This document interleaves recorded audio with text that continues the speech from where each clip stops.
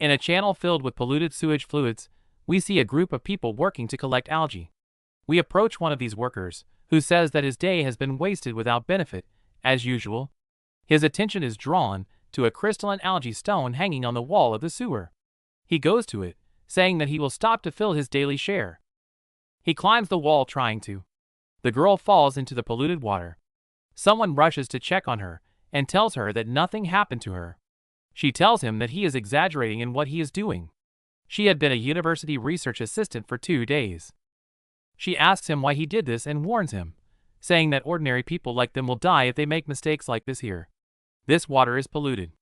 Mixed with the mana produced from the moss crystals, she asks him not to stress himself out, so the moss collector Kong Hyun apologizes to her. After they get out of the sewer and receive his 3,000 rupees, which will not be enough for her, he says that this world is unfair and begins to narrate what happened 30 years ago with the appearance of the dungeons. Ordinary humans woke up to be hunters, and a new world opened up to them. While there was nothing given to him, he is an ordinary person with 0 stars. He has no potential to develop his abilities. Someone calls him from behind him and introduces himself, saying that he is Robert. He is a bearer and came to deliver what his father left him. He consoles him for his death, is surprised by him, and tells him that he has no parents. After giving him this necklace, we see him at a bus stop near the area specialized in mana manufacturing.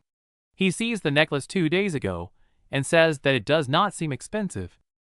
She tells him that it is a stone of agarwood and says that it is a tool used by hunters to escape from dungeons. She heard that it is not possible. They only use it in cells, and a person in his condition would not be able to enter a cell. He does not seem to like this talk. She apologizes to him and says that she did not mean this. He says that it is okay, he knows what she meant. She asks him if he has heard of Lee Jai-tai, as his fame has increased recently. He says that he has not. He cares, and the bus arrives, and when he returns home, they hear on TV news about the Tae-song clan led by Lee Jai-tai that they succeeded in raiding a 5-star dungeon. The announcer says that it is the 3rd time in the world that a 5-star dungeon has been raided. Lee Jai-tai says about their success in eliminating the dungeon is the result of the efforts of his guild's hunters, and he is happy that he was able to show the true power of Korea. Hyun says that Lee Jai-tai is very rich and very powerful, and regardless of his popularity, he is also handsome. He is a person who was born with a silver spoon in his mouth. On the contrary, all he has is a worthless stone. He says that he is jealous of him, but if he is given a chance, he will do his best to exploit it. The necklace emits light, and the light intensifies, and he is surprised to be transported to another place, and a screen appears welcoming him. We see a red moon and a deserted, destroyed city. He begins to wonder about his place. A screen appears, telling him that he has crossed his limits, and the mana in his body has awakened and begun to flow through his veins.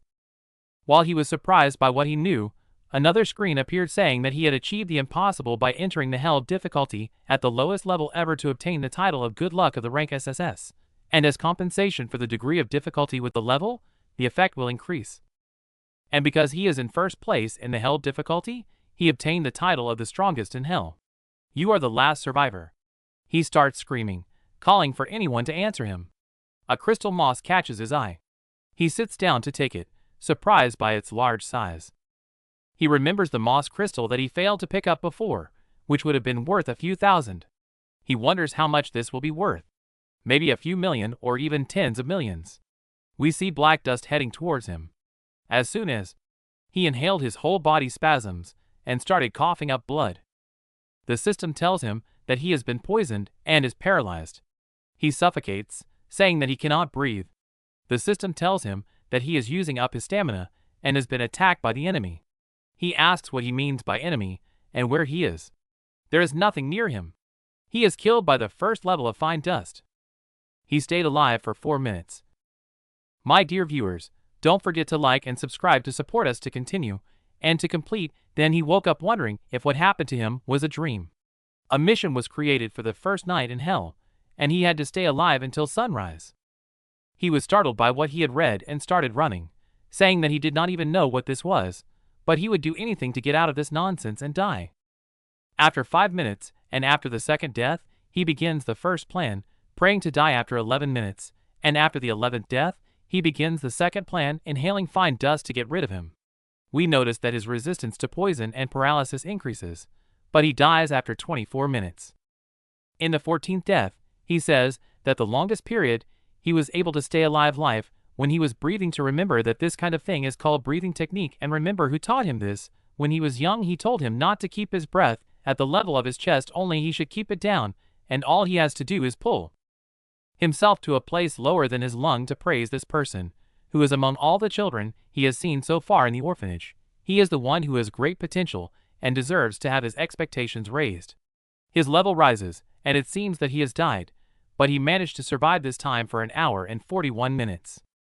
After the pain of the kiss, he felt that his body became lighter, and he knew that his level rose, and the poison reached to the level of burning in his body.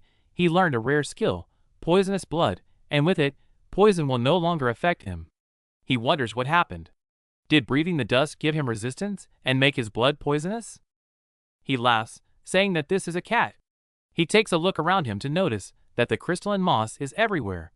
He carries one of them and wishes that it was real, and he can take it. The system asks him if he wants to collect the crystal moss, and if he agrees, he takes it from his hand and moves to the store, and in the store, he can know the data of the item that he stores in it to say that he can do many things with this. He hears a voice from behind him. He turns around, saying that it seems familiar. If he is surprised by a huge swarm of the search begins to run away, and the system follows him. He tells him that this is a third-level mosquito. He screams that he can tell by looking at him. The mosquito follows him to activate the title of the strongest in hell, which reflects his level. The mosquito begins to contain Taha and stick to him and drink his blood. Every mosquito that drinks from his blood begins to explode, and he dies after that. If he manages to survive for 6 hours, he will wake up to a level up sign, and will get a normal achievement for killing and poisoning more than 100 monsters at once. The power of the poisonous blood will increase, and he will discover that the mosquito died because it sucked his blood, which became poisonous. The system will tell him that he was exposed to an unusual situation, which is illness, and his health will begin. He gradually descends to fall, breaking a chair next to him, gaining the skill of dismantling. A screen appears telling him that the bacteria have gathered in his body and his health has reached 10%, so he uses the title of the last survivor to start regaining his health. He wakes up after a while to notice that he has obtained the skill of dismantling. He says that something like this is possible since there are mosquitoes. With this size, he holds the chair that he broke and says that he will try his disassembly skill on it. They think of the chair in the air, and it appears in front of him. He takes a stick and fixes some nails on it, saying that if he obtained the disassembly skill in this way, this means that he can obtain a skill if he makes something. And he actually obtains the production skill. He says he managed to obtain 2 rare skills, and he was planning to do this later, but he will start making shelter. He also knows what kind of terrifying opponents he will face. If he wants to live longer, he must provide a safe place. While he was collecting in the crystal moss, he spots a newspaper next to his foot. He begins trying to read what's written on it to gain language skills. After spelling it like a child, he reads the name Leiji Tai and wonders if this is Leiji Tai from the Tyson Guild. He then says that he's not sure, but this place is connected to where it was before, and he wonders if this is how the world looks after his death. Even if this is true, there is nothing he can do to change it. The mosquito comes out of the storehouse and says that he has to do what he can now. He uses his disassembly skill. After he finishes, he gets the hell mosquito's nails, hell mosquito's wings, and hell mosquito's blood. He says that he got a lot of elements and wonders what he can make. With it, after using the production skill, he obtains the hell arrow, a rare element. He says that it seems simple, although it is a rare element, and he says that he has to do some research on it. After a while, he almost finished making the arrows, and there was only one left of each element he obtained.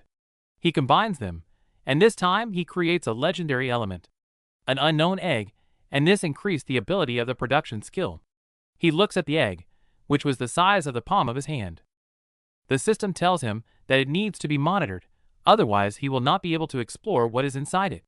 There is a 50-50th chance that it is alive or dead, and he can revive it by fulfilling some requirements or using rewards. He takes a long look at it. Then he hugs her and realizes after a while the truth is that he is not a chicken. He hears the sound of footsteps. He hides and looks at the source of the sound, which was a demon. The demon notices his shadow, and while he was in shock, he suddenly lunges at him and strikes him with the sword in his place, so that he can avoid it at the last moment. He sees the stairs and starts running away. The goblin follows him and realizes that he is chasing him, so he uses the storeroom and takes out a wooden stick to attack him. The goblin jumps before the attack reaches him and descends in front of him to show the system that this is the Red Hat Goblin of level 10. The goblin attacks him to avoid all his strikes and confronts someone with a stick so that it shatters. He hears the goblin say something to shock that there is a monster that can talk. The demon hits him with his sword, so Hyun uses the storehouse to shoot arrows for the demon to confront them with ease. And it seems that one of these arrows hit him. The demon's hand swells strangely. He raises his sword to cut off that hand, and it seems that that hand was poisoned because of Hyun's blood. He is surprised by the disappearance of the demon in front of him, who had been hovering above him. Hyun realizes that it is his end, as the demon tore his back apart, causing him to fall lifeless at the feet of the demon. The demon leaves, and we hear him say that there are still humans, and it seems that we are not the only ones who heard him. Don't forget to subscribe and wait for us in new episodes. Thank you for watching and for reaching here.